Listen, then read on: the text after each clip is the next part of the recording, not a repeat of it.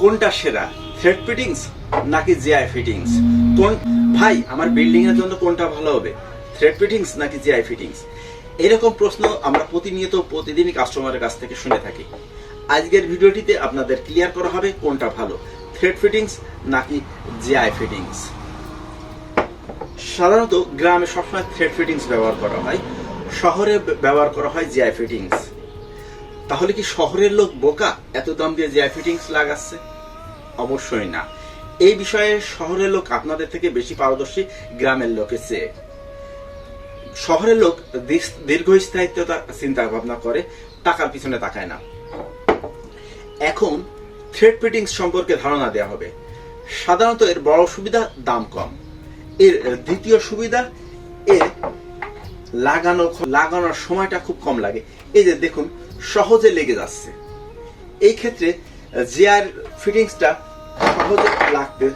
সহজে লাগতে চায় না, একটু কষ্ট হয়, সময়ও লাগে। আবার জিআই ফিটিংস এর দামও বেশ বেশি। একটা জিআই ফিটিংস এর দাম যদি হয় 120 টাকা, ওই সেম একটা থ্রেড ফিটিংস এর দাম আসে 40 টাকা। এই কারণে গ্রামের লোক কম টাকায় মনে করে এটাই ভালো প্রোডাক্ট, আর গ্রামের লোকের প্লাস্টিকের প্রতি ভরসা বেশি। বাস্তব অর্থে এটা বাজারে আসতে 7-8 বছর হয়, এজন্য এর সঠিক স্থায়িত্বটা বলা অসম্ভব। তবে আমরা ধারণা করি এর স্থায়িত্বটা 20 থেকে 30 বছর। আবার অনেক ক্ষেত্রে বিভিন্ন কারণে এটা দ্রুত নষ্ট হয়ে যেতে পারে। অন্যদিকে জিআই ব্যবহার অনেক বছর ধরে, এটা সাধারণত আপনি 30 থেকে 50 বছর অনায়াসে ব্যবহার করতে পারবেন। তবে এর একটা সমস্যা আছে। সমস্যাটা আপনাকে অরিজিনাল গ্যালভানাইজিং জিআই চিনতে হবে। আপনি যদি মরিচা আসবে এরকম জিআই কেনেন, ওর থেকে জিআই না ব্যবহার করে প্লাস্টিক ব্যবহার করা উত্তম। এখন আমাদের বাংলাদেশের প্রেক্ষাপটে একটা সমস্যা রয়ে গেছে। সেটা দেখা যায় এই যে ট্যাপগুলার পিছনে এই যে অংশটা দেখতে পাচ্ছেন, এটা হাফ ইঞ্চি হয়ে থাকে, যা দেওয়ালের ভিতরে যে এলবোটা দেওয়া থাকে ওটাতে লাগানো হয়। এক্ষেত্রে যদি আপনি শুধু প্লাস্টিক দেন, 1 থেকে 2 বছর 1 থেকে 2 বার খোলার পরেই এই জিনিসের থ্রেডটা কেটে যাবে। এই জন্য মিস্ত্রি সাজেস্ট করে আপনাদেরকে এখানে পিতল নেওয়ার জন্য। আপনারা পিতলও নেন।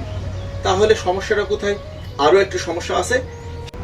আপনি যখন আপনার বাথরুমে এরকম প্লাস্টিকের ফিটিংস ব্যবহার করবেন, তখন এটা যদি পিতল থাকে আহামরি সমস্যা হয় না। আপনি একটু মোড়া দিলে এটা সহজে খুলে আসে। কিন্তু আপনার যদি শখ হয়, প্রয়োজন হয় পিতল লাগাবেন, তখনই সমস্যাটা হয়। যে এইভাবে লাগানো আছে, লাগানোর পর আপনি যখন খুলতে যাবেন তখন এটা সহজে খুলতে চায় না। তখন কি করতে হয়? হাতুড় দিয়ে আস্তে আস্তে বাড়ি দেওয়া লাগে, দিলে তখন খুলে আসে। এখন আপনি যখন এই থ্রেডে আস্তে আস্তে প্লাস্টিকে বাড়ি দিচ্ছেন, এটা ভেঙে যাওয়ার সম্ভাবনা থাকে। আপনি যখন অথবা এখান থেকে টান দিচ্ছেন, তখন এই যে ভিতরে পিতলটা দেখতে পাচ্ছেন, এটা খুলে বেরোয় আসে।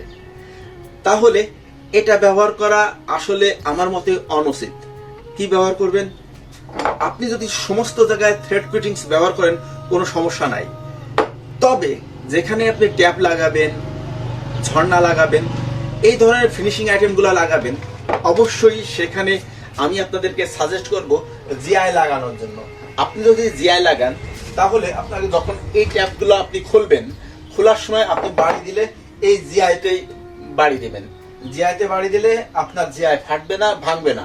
পরিশেষে আমি আপনাদেরকে সাজেস্ট করব, আপনাদের টাকা কম থাকে, অথবা গ্রামের বাড়ি হয়, অথবা 1-2 তলা বাড়ি হয়, আপনি সেক্ষেত্রে থ্রেড ফিটিংস লাগাতে পারেন। যদি আপনার বাসা শহরে হয়, পর্যাপ্ত পরিমাণ টাকা পয়সা থাকে, তাহলে আপনি জিআই ফিটিংস লাগাবেন। তবে আপনি থ্রেড ফিটিংস বা জিআই ফিটিংস যে ফিটিংস লাগান না কেন, আপনি এই যে 3/4/2 বা 1/2 এই হাফের মালগুলা অবশ্যই জিআই দেবেন। এটা আমাদের বিনীত অনুরোধ। এরপরেও যদি আপনারা ভালোভাবে কোনো কিছু বুঝতে না পারেন, আমাদের শোরুমে আসেন, আপনাদেরকে আমরা ভালোভাবে সবকিছু বুঝিয়ে দেব। আমাদের শোরুমের ঠিকানা সোহাগ বিল্ডার্স, ধলগা রাস্তা মোড়, বাঘারপাড়া, যশোর। ভালো থাকবেন সবাই। আসসালামু আলাইকুম।